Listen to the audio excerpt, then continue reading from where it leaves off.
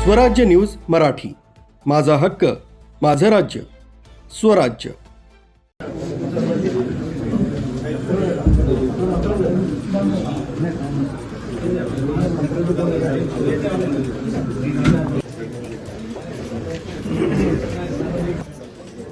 राज्याच्या राजकारणातील एका मोठ्या सत्ता संघर्षानंतर मंत्रालयात आज अत्यंत हृदयस्पर्शी आणि भावनिक क्षण पाहायला मिळाला।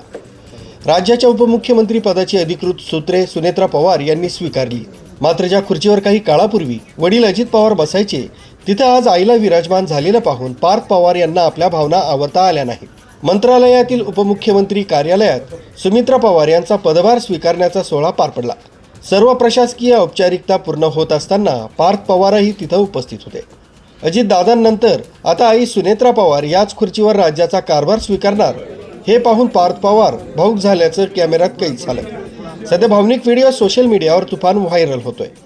सत्तेच्या समीकरणात अजित पवार यांच्या जागी सुनेत्रा पवार यांची वर्णी लागल्यानंतर त्या राज्याचा गाडा कशा पद्धतीने हाकतात याकडेच संपूर्ण राजकीय वर्तुळाचं लक्ष लागलंय। न्यूज ब्युरो, स्वराज्य न्यूज मराठी, मुंबई।